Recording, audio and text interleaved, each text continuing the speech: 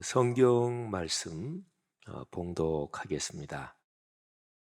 신약 성경 디모데후서 3장 1절부터 17절 거룩하신 하나님의 말씀입니다.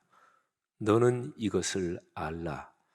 말세에 고통하는 때가 이르러 사람들이 자기를 사랑하며 돈을 사랑하며 자랑하며 교만하며 비방하며 부모를 거역하며 감사하지 아니하며 거룩하지 아니하며 무정하며 원통함을 풀지 아니하며 모함하며 절제하지 못하며 사나우며 선한 것을 좋아하지 아니하며 배신하며 조급하며 자만하며 쾌락을 사랑하기를 하나님 사랑하는 것보다 더하며 경건의 모양은 있으나 경건의 능력은 부인하니 이 같은 자들에게서 네가 돌아서라. 그들 중에 남의 집에 가만히 들어가 어리석은 여자를 유인하는 자들이 있으니 그 여자는 죄를 중히 지고 여러 가지 욕심에 끌린 바 되어 항상 배우나 끝내 진리의 지식에 이를 수 없느니라. 얀네와 얀브레가 모세를 대적한 것 같이 그들도 진리를 대적하니 이 사람들은 그 마음이 부패한 자요 믿음에 관하여는 버림받은 자들이라. 그러나 그들이 더 나아가지 못할 것은 저 두 사람이 된 것과 같이 그들의 어리석음이 드러날 것임이라. 나의 교훈과 행실과 의향과 믿음과 오래 참음과 사랑과 인내와 박해받음과 고난과 또한 안디옥과 이고니온과 루스드라에서 당한 일과 어떠한 박해를 받은 것을 내가 과연 보고 알았거니와 주께서 이 모든 것 가운데서 나를 건지셨느니라. 무릇 그리스도 예수 안에서 경건하게 살고자 하는 자는 박해를 받으리라. 악한 사람들과 속이는 자들은 더욱 악하여져서 속이기도 하고 속기도 하나니 그러나 너는 배우고 확신한 일에 거하라. 너는 내가 누구에게서 배운 것을 알며 또 어려서부터 성경을 알았나니 성경은 능히 너로 하여금 그리스도 예수 안에 있는 믿음으로 말미암아 구원에 이르는 지혜가 있게 하느니라.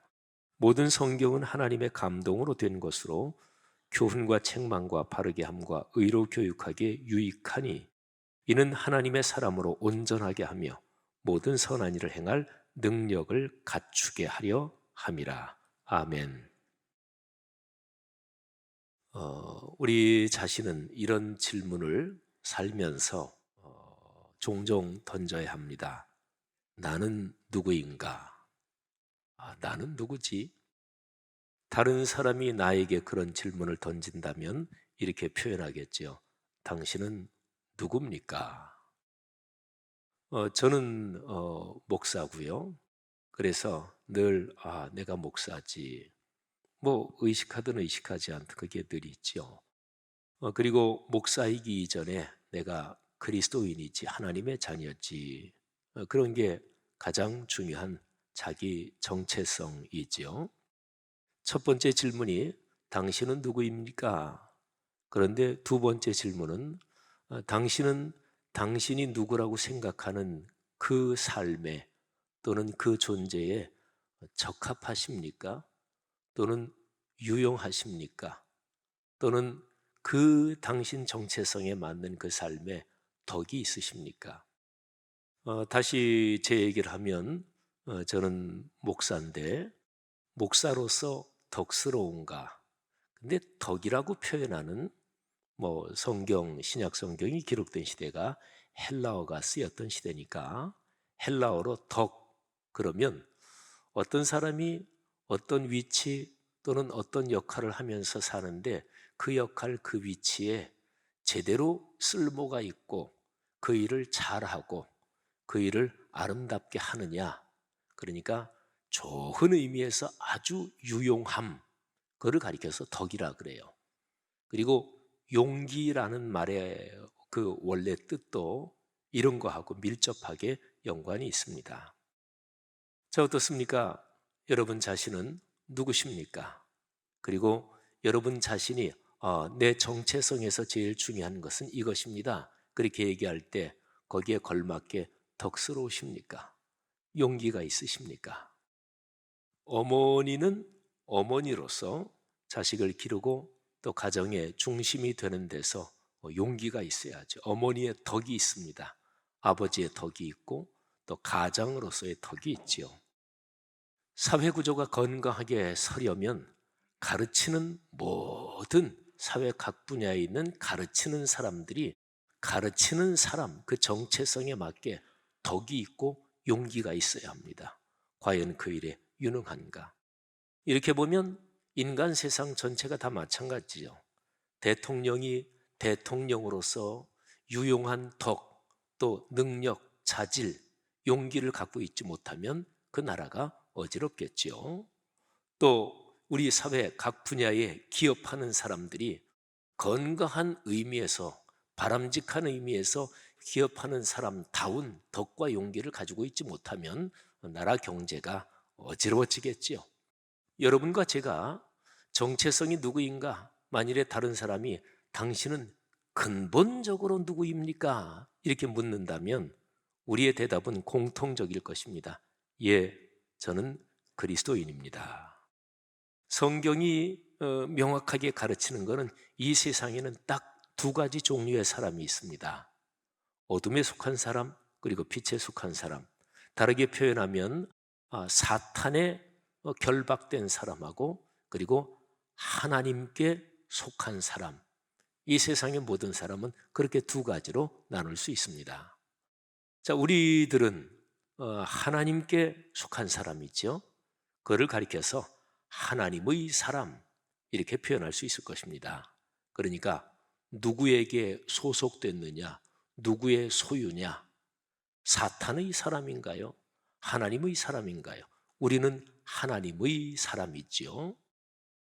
그런데 실제로 우리가 신앙생활하면서 인생길을 걸어가는 그리스도인이니까 우리가 실제 신앙생활하는 걸로 생각하면 그러면 이 세상에는 두 가지 종류, 사탄에 속한 사람, 하나님의 사람 두 가지 종류가 있지만 하나님의 사람 여기에서 다시 둘로 나눌 수 있습니다. 하나님의 사람으로서 유능하게 그리고 하나님의 사람답게 살 수 있는 능력, 그 덕과 용기가 충분히 갖춰진 사람, 그리고 하나님의 사람이긴 한데 여러모로 볼 때 그 능력, 그 덕과 용기, 아름다움이 참 문제가 있다. 참 하나님의 사람이라고 불리기에 부끄럽다. 갖춰지지 못한 사람. 이런 두 종류의 사람이 있다고 다시 볼 수 있습니다. 오늘 디모데 후서 3장, 이거는 사도 바울이 유언적으로 쓴 편지가 디모데 후서고요. 디모데 후서가 4장까지 있는데 4장으로 건너가면 내가 여기에서 죽을 것 같다. 세상을 떠난다고 나는 지금 그렇게 생각하고 있다. 바울은 그때 감옥에 갇혀 있을 때였습니다. 그러니까 마지막 유언과도 같은 말씀이 디모데 후서입니다. 그리고 자신이 참 사랑하는 믿음의 아들 디모데에게 보낸 편지입니다.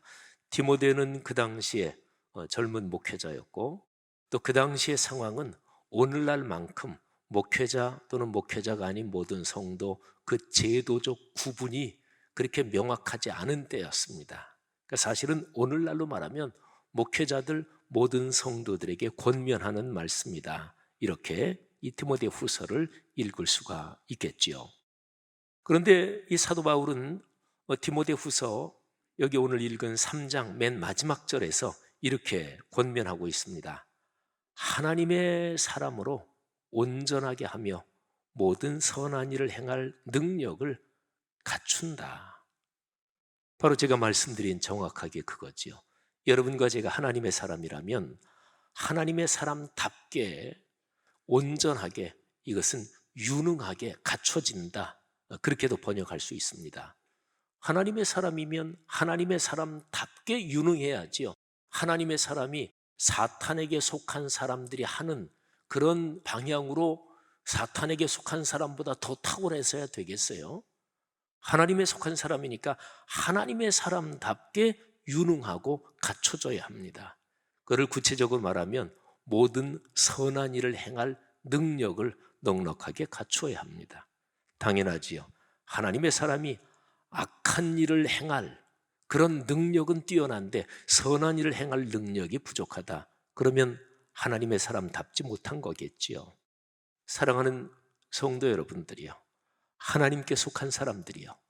여러분과 저 우리 모두가 하나님의 사람답게 그쪽 방면으로 유능하게 덕을 갖추고 용기를 갖고 그래서 선한 일을 하며 인생 여정 걸어가기를 주님의 이름으로 축복합니다. 디모데후서 3장 1절에서 명령형 동사가 명령형 문장이 먼저 나옵니다. 너는 이것을 알아라. 너는 이것을 알라. 이게 명령형이에요. 그러니까 지금 얘기하는 쭉 이런 것을 너 알아야 된다. 나 관심 없어요. 그럴 수가 없는 거예요. 아주 명령하고 있습니다. 하나님의 말씀으로 너는 이것을 알아라. 자, 여러분과 제가 다 알아야 될 사항이에요. 바로 이어지는 거, 뭐를 알아야 하느냐? 말세에 고통하는 때가 온다. 신앙생활하기에 쉽지 않은 때가 온다.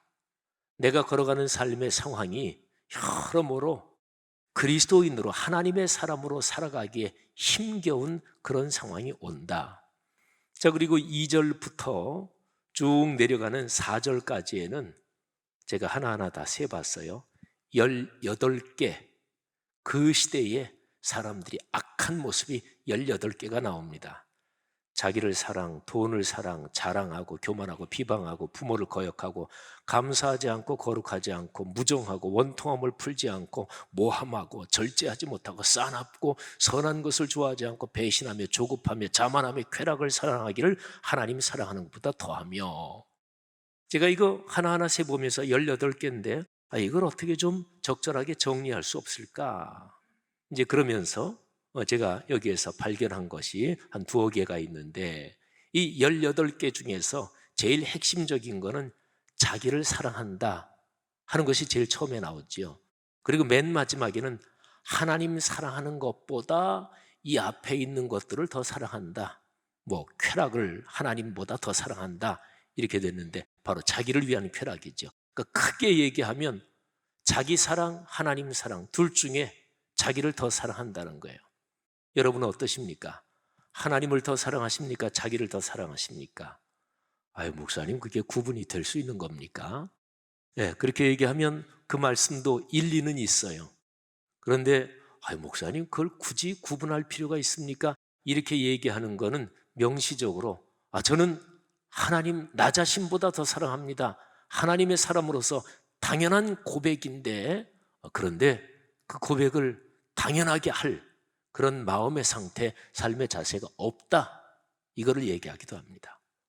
자기를 더 사랑하십니까? 하나님을 더 사랑하십니까? 이거 그리스도인들한테는 기본적인 질문이잖아요. 예, 저는 저 자신보다 하나님을 더 사랑합니다. 이거는 신앙이 무지무지하게 좋은 사람이 아니라 그리스도인으로서 기본입니다. 그런데 기독교 2000년 역사에서 신앙이 자꾸만 다운되고 하향 평준화될 때는 이 질문에 대해서 이게 명백하지 않습니다. 그거를 그렇게 구분할 수 있는 것입니까? 아닙니다. 구분이 돼야 됩니다. 하나님을 더 사랑한다고 고백하시기를 바라고 그럴 수 있기를 바라고 그렇게 신앙이 성숙하시기를 주님의 이름으로 권면합니다. 여러분, 그리고 18개 중에서 마땅히 해야 되는 5개가 있는데 거기에는 전부 다 그거를 안 한다 이렇게 되어 있어요. 감사 마땅히 해야 되는데 안 한다. 거룩함을 추구하는 거 마땅히 해야 되는데 안 한다. 원통함 풀지 않는다. 하여튼 5개, 좋은 것 5개는 다 안 해요. 나쁜 것 13개는 열심히 해요. 그렇게 되어 있어요. 자, 그리고 특별히 아주 중요한 것이 있습니다. 2절, 3절, 4절 여기에 18개가 나오는데 바로 5절에 이 표현이 나와요. 경건의 모양은 있으나 경건의 능력은 부인하는 사람들이다. 이 같은 자들에게서 내가 돌아서라. 아이쿠, 2절부터 이 4절에 나온 18개 항목이 그 당시에 안 믿는 사람들 표현만이 아니고 그 당시에 믿는 사람들에 대한 얘기기도 하네요. 그렇잖아요. 쭉 얘기하고서 이 사람들이 경건의 모양은 있다.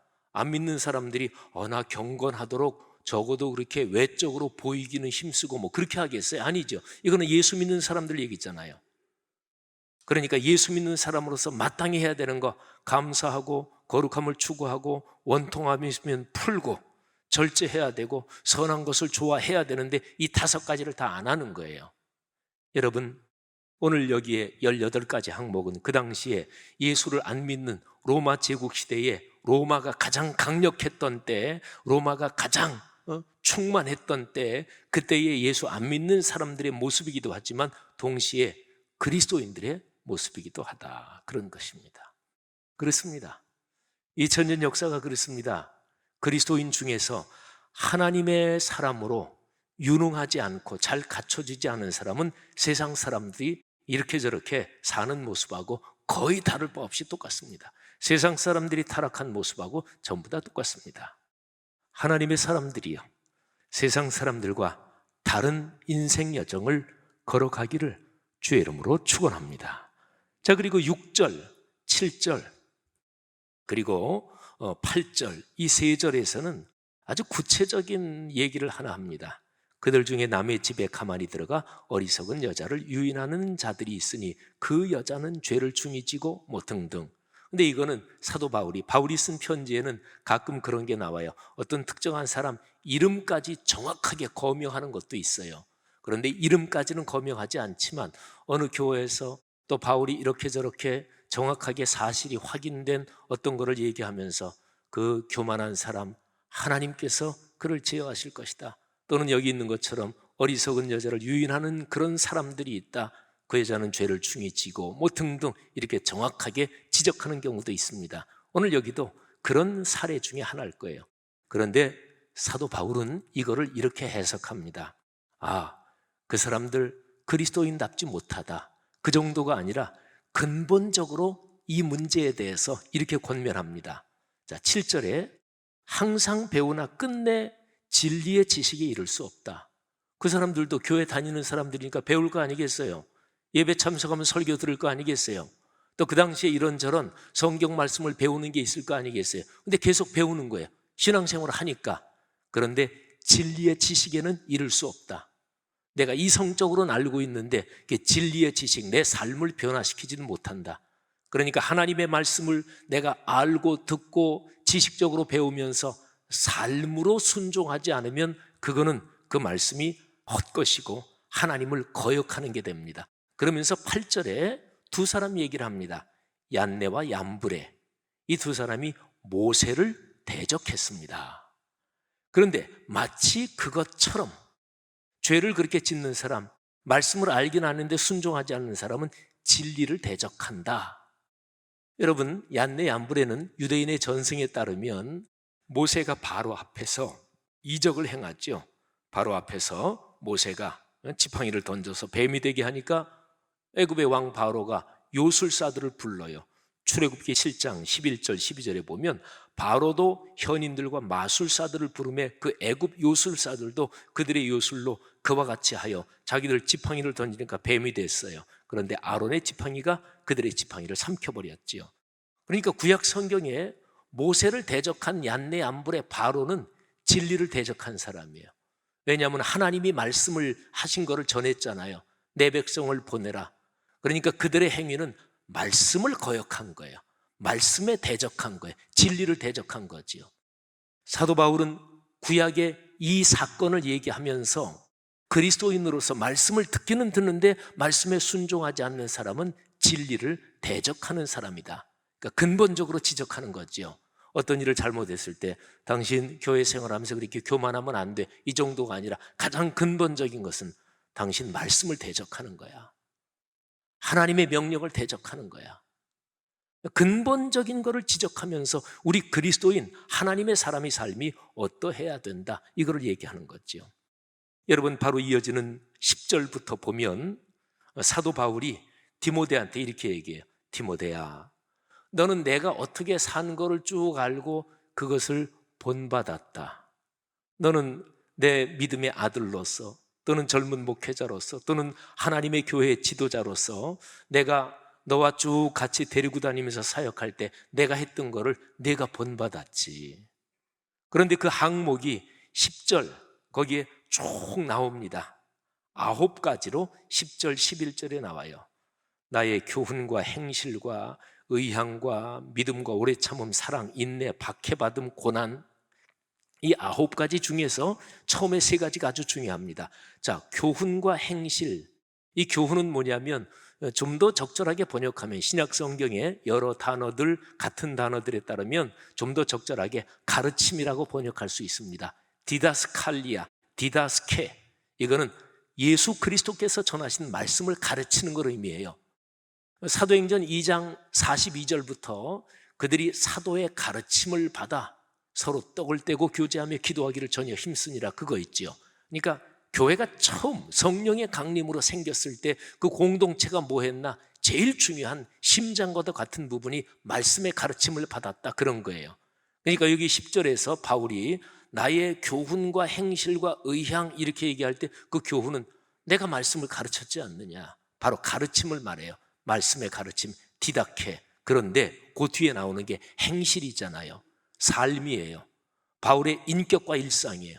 그러니까 바울이 이렇게 얘기하는 거예요. 내가 하나님의 말씀을 가르쳤다.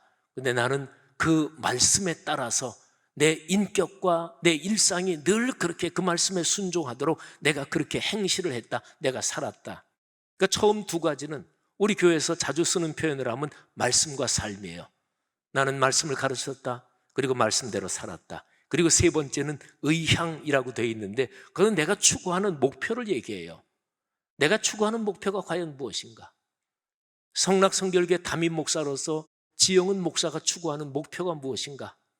내가 더 유명한 목사가 되고 우리 교회가 더 부흥해서 성락성결교회가 외부로 탁 하면 쫙 알려지는 그런 교회가 되고, 그러면 그거는 잘못됐지요. 잘못된 게 아니라 죄지요.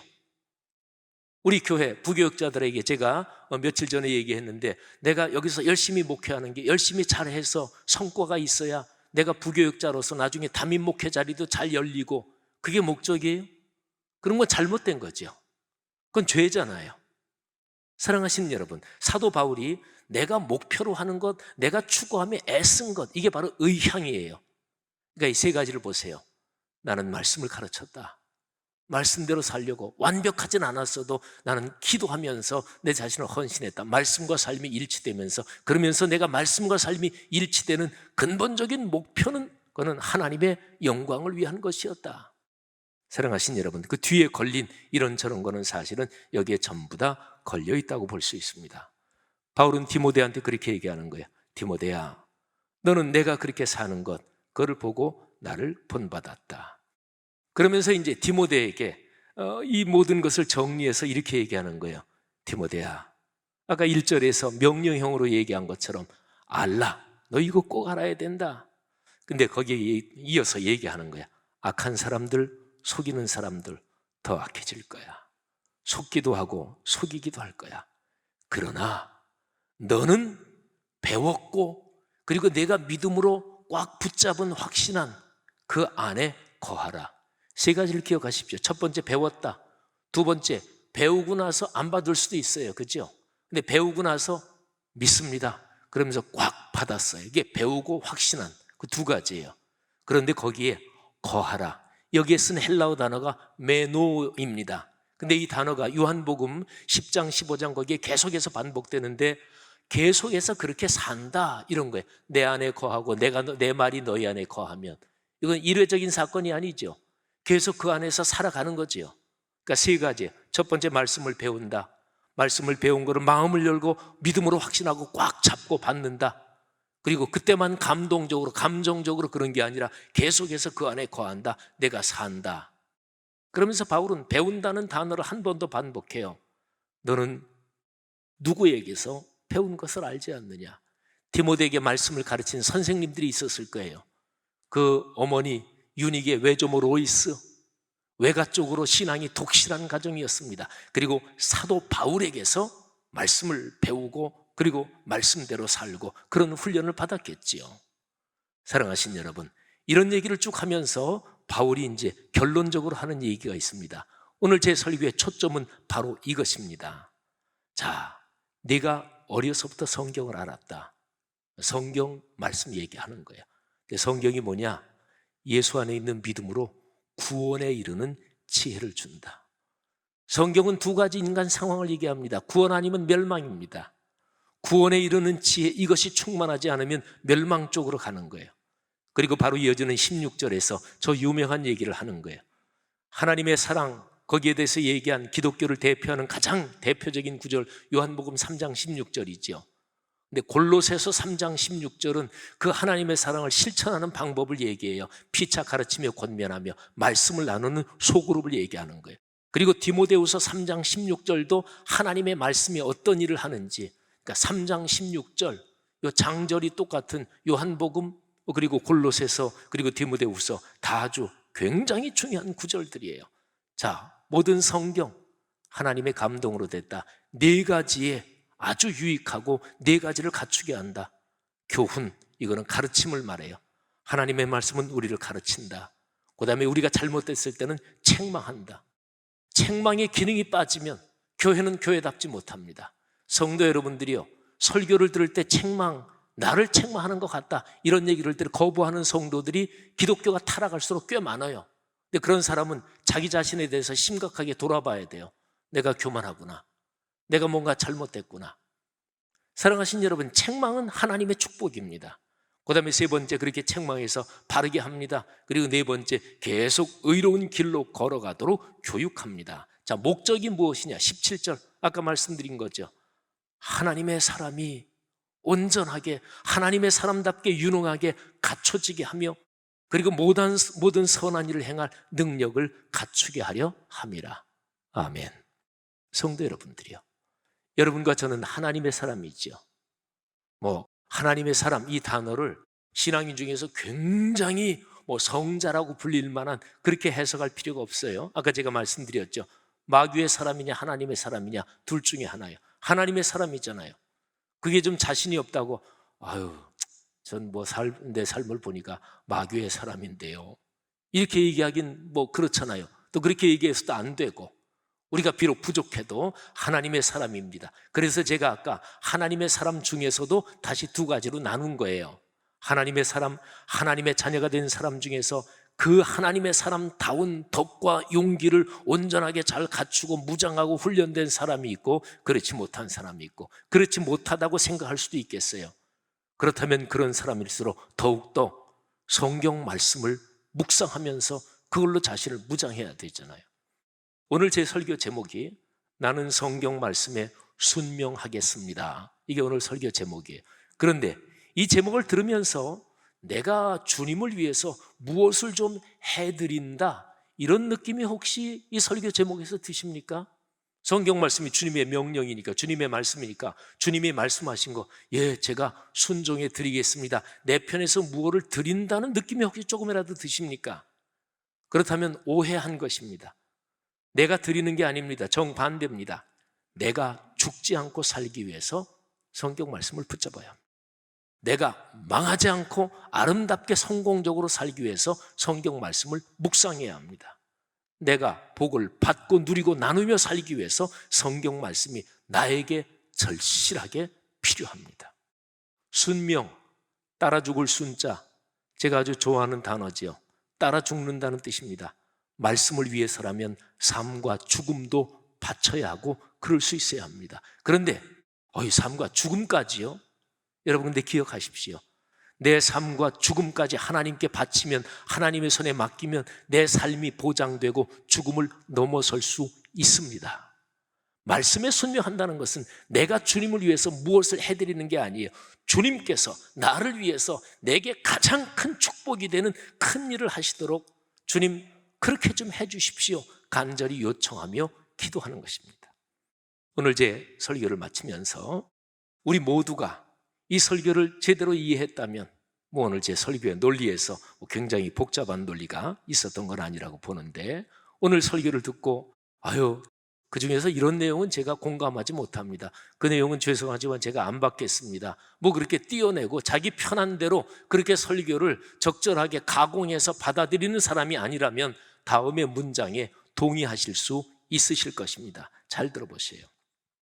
나는 성령의 감동으로 기록된 66권 성경 말씀이 삼일체 하나님께서 인류와 창조 세계를 구원하려고 주신 유일하고 완결된 계시여 진리인 것을 믿으며 평생 살면서 이 하나님의 말씀에 순명하겠습니다. 아멘. 나는 순명하겠습니다. 자기의 신앙 고백식으로 제가 그렇게 문장을 구성한 거죠. 자, 아주 중요한 문장이니까 다시 한번 제가 읽어드리겠습니다. 이 말씀에 나는 동의할 수 없습니다, 그런 사람은 그냥 입 닫고 가만히 계시면 돼요. 그런데 주님, 그 말씀이 오늘 설교 듣고 보니까 맞습니다. 제게 말씀이 필요합니다. 내가 살기 위해서, 나와 내 아들, 딸, 손녀, 손자, 후손이 복받기 위해서 거룩한 하나님의 말씀이 제게 절실하게 필요합니다. 주님, 제가 이 문장에 동의합니다 하시는 분들, 제가 이거 다시 한번 읽을 테니까 아멘으로 화답하시고, 아멘으로 화답할 때 여러분 자신 아들, 딸, 손녀, 손자에게 이 복이 임할 것을 믿습니다. 나는 성령의 감동으로 기록된 66권 성경 말씀이 삼위일체 하나님께서 인류와 창조 세계를 구원하려고 주신 유일하고 완결된 계시요 진리인 것을 믿으며 평생 살면서 이 하나님의 말씀에 순명하겠습니다. 아멘.